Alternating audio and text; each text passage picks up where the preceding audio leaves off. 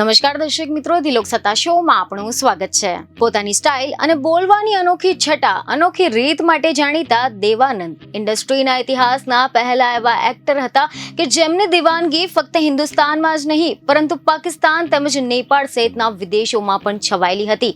હજારો છોકરીઓ તેમની દીવાની હતી। દેવાનંદ એક એક્ટરની સાથે સાથે રાઇટર, ડાયરેક્ટર અને મેકર્સ પણ હતા। તેમને બોલિવૂડના ઇતિહાસમાં સૌથી મહાન અને સૌથી સફળ એક્ટર્સમાંના એક ગણવામાં આવે છે। દેવાનંદનો જન્મ અવિભાજિત પંજાબના જે હિસ્સામાં થયો હતો તે હાલ પાકિસ્તાનમાં છે। લાહોરમાં અભ્યાસ કર્યા બાદ જુલાઈ 1943માં ખિસ્સામાં ₹30 લઈને તેઓ ફ્રન્ટિયર મેલ મારફતે મુંબઈ આવ્યા હતા અને થોડા જ વર્ષોમાં ભારતમાં બહુ જ મોટા તેઓ સ્ટાર બની ગયા હતા। ખબર એવી મળી રહી છે કે અહીંયા તેમને ચર્ચગેટમાં મિલિટરી સેન્સર ઓફિસરમાં નોકરી શરૂ કરી હતી। તેઓ અહીંયા એકાઉન્ટિંગ ફર્મમાં ક્લર્ક તરીકે પણ નોકરી કરી ચૂક્યા છે। દેવાનંદને 1946માં બોલિવૂડમાં ડેબ્યુ કર્યો હતો જ્યારે ફિલ્મો બ્લેક એન્ડ વ્હાઇટ હતી। દેવાનંદની હમ એક હૈ નામની ફિલ્મથી એન્ટ્રી કરી હતી। દેવાનંદે પોતાની કરિયરમાં Baazi, Paying Guest, Guide, Jewel Thief અને હરે રામા હરે કૃષ્ણા જેવી ક્લાસિક હિટ ફિલ્મો આપી છે।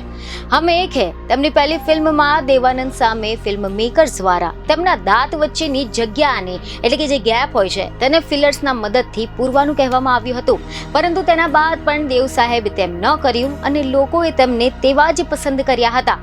દેવાનંદ સાહેબની દીવાનગીના અનેક કિસ્સાઓ નેપાળમાં પણ સાંભળવા મળે છે।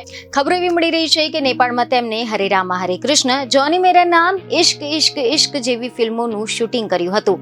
નેપાળમાં દેવાનંદનો જોરદાર ક્રેઝ હતો। તેમના જેવી હેરસ્ટાઇલ બનાવવા માટે છોકરાઓ વાંસની લાકડીમાં ખાસ પ્રકારનું ગરમ તેલ વાળમાં લગાવતા હતા।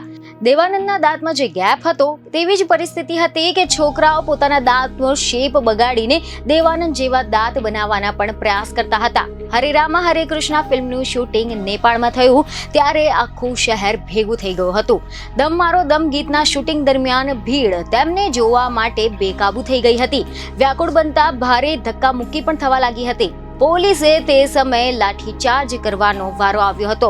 લોકોએ પણ પોલીસ ઉપર પથ્થરમારો કરી નાખ્યો હતો। તે હતો દેવ સાહેબનો જાદુ। એક વખત દેવાનંદ વિશે એવી અફવા પણ ફેલાઈ હતી કે તેમને કાળું રંગનું શર્ટ પહેરીને નીકળવાની મનાઈ છે કેમ કે છોકરીઓ તેમને જોઈને બેહોશ થઈ જાય છે। જોકે દેવાનંદે એ વાતને એ સમયે હસીને ફગાવી દીધી હતી અને આ વાતને અફવા ગણાવવામાં આવી હતી। દેવાનંદના ચાહકોમાં ચંબલના ડાકુઓથી માંડીને દેશના અનેક દેશોના રાષ્ટ્રીય અધ્યક્ષોનો પણ સમાવેશ થયો હતો। ખબર એવી મળી રહી છે કે કાલાબજાર ફિલ્મનું શૂટિંગ દરમિયાન ઇન્ડોનેશિયાના તત્કાલીન રાષ્ટ્રપતિ સુકર્ણો ખાસ તેમની શૂટિંગ જોવા માટે આવ્યા હતા। દેવાનંદનું અંગત જીવન પણ ખુલ્લી કિતાબ જેવું હતું। અભિનેત્રી સુરૈયાને તેમને ખૂબ જ પ્રેમ કર્યો હતો, પરંતુ ધર્મની દિવાલના કારણે આ બંનેના લગ્ન ન થઈ શક્યા અને સુરૈયા જીવનભર કુંવારા રહ્યા હતા। તો આ સિવાય દેવાનંદ 55 વર્ષ બાદ લાહોર પાછા ફર્યા ત્યારે તે ખૂબ જ ઇમોશનલ થઈ ગયા હતા, જ્યાં તેમને પોતાની જૂની શાળાને જોઈને શાળાના ગેટ અને દિવાલોને ચોંટીને ખૂબ જ રડ્યા હતા। તમે જણાવી દઈએ કે દેવાનંદને ભારતના પહેલા અર્બન હીરો કહેવામાં આવ્યા હતા। દેવાનંદ બોલિવૂડના એવરગ્રીન હીરો તરીકે હંમેશા યાદ રહેશે।